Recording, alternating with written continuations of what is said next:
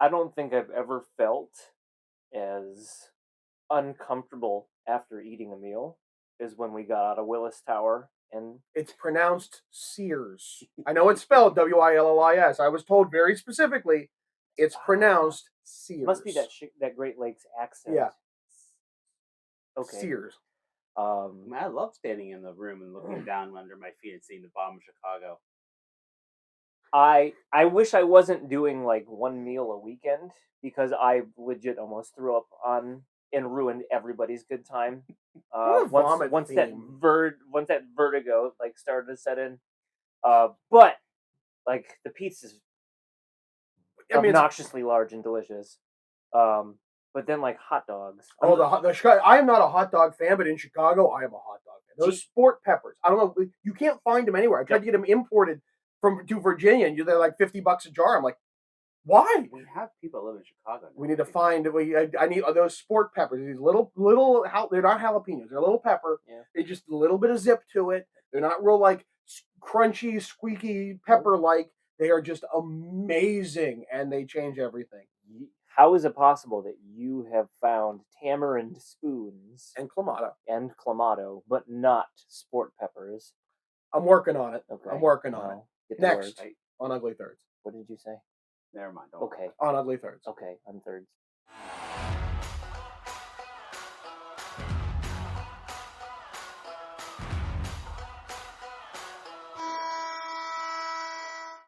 Welcome back, sports fans, to another episode of Ugly Thirds. Today's topic will be Nothing. Chicago Blackhawks top 3 jerseys. John Trums, take it away. On Ugly Thirds. What did you say?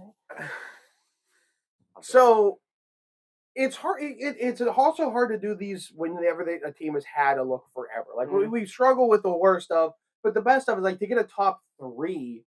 You don't want to do just here's home, here's road. Oh, they changed the shoulder patch. Here's home, here's road. Like you Right. can't. You got to have some depth in this, or what's the point? Right? It's a good way to put it. Depth is something that because of who they were, they've had a lot of opportunities to show off what they can do with the design. They're a cup team. They were a dynasty.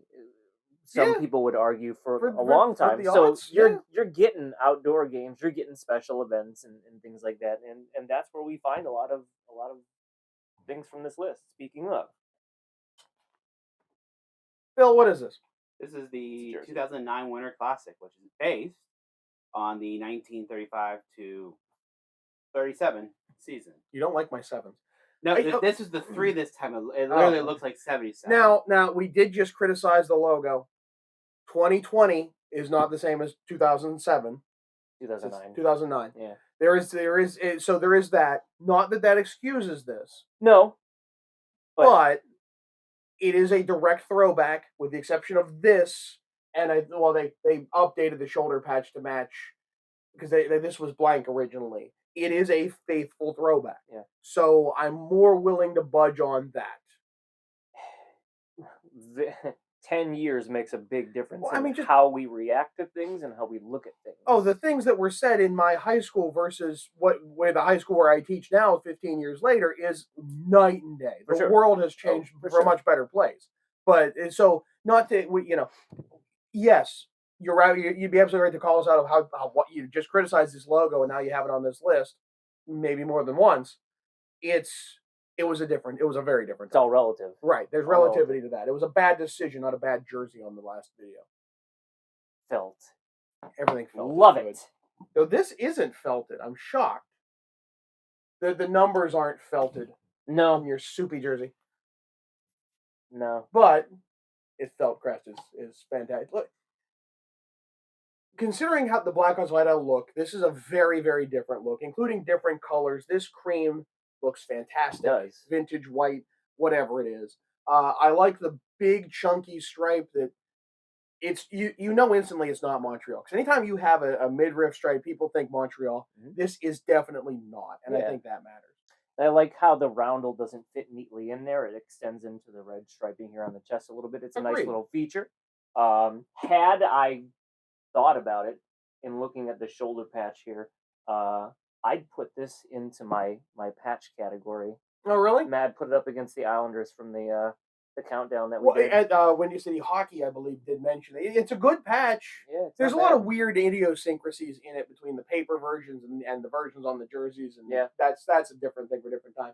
Though I will say the only way I'm gonna get one is gonna be if it's a Dustin Byfuglien, and then I have to cut out the Reebok thing. Do you remember that promotion? No. One player at that Winter Classic did not have a Reebok logo on his jersey. And if you correctly identified it, you were entered into a drawing for, I forget what the winning was. There was a cash prize, I think a jersey. Really? And it was Dustin Byfuglien. He did not have the Reebok, which what a great way to make everyone look for your manufacturer's logo during a game. Yeah.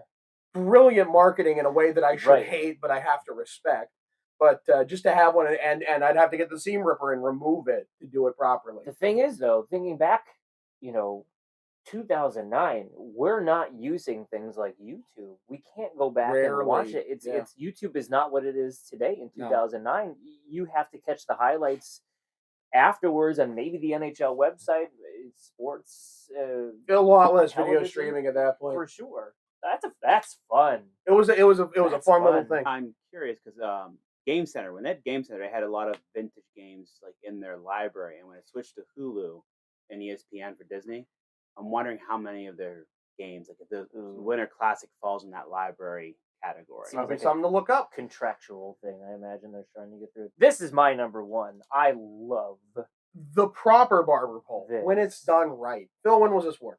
1991 and 92 was the 75th anniversary throwback, based on the 1940-55 jersey. Yeah, and you could go even earlier with an even worse logo. They should have updated the logo on these, but it's a perfect throwback. It is exactly as it was in 1940.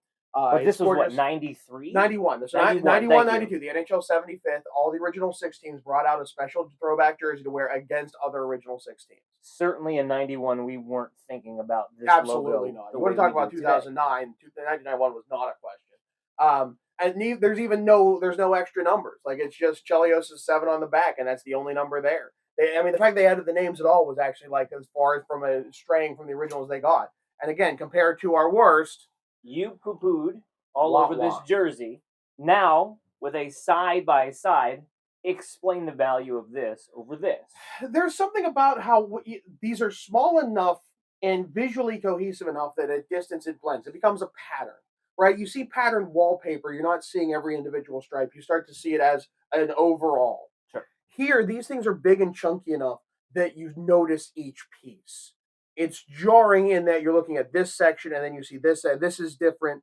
And yeah, there are differences here, but with these, okay, here we have a pattern of white, red, black, white, red, black, white, and then it starts to, okay, now it gets a bit jumbled, which is still awkward, but not as bad as that. But this pattern works better.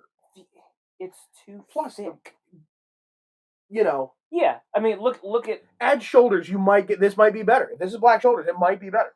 I mean, you're missing about 2 inches of that empty space here. But the thickness of the stripes, I think, has a lot to do with this. Like, if you want a true barber pole, this is clunky and dumb looking. This is what works. And the colors work well enough, unlike Montreal's barber pole, where that red and blue kind of vibrate a bit in that small, and that becomes too small and too contrasting. It just works. It just every time I wear this, I get good comments. It's a good jersey. You get like a brain scientist or someone like explain like why that pattern works so well. Like, it has to be the brain scientist, but like a researcher, I guess would be the proper term. But like just like the way it's like cascading, like it's like a waterfall, like it's very tight and gets bigger as the waterfall would expand. It's just kind of there has to be something to it. There is a psychological aspect. Yeah, that's the deepest thing you've ever said. And it's on camera. So there's evidence documented.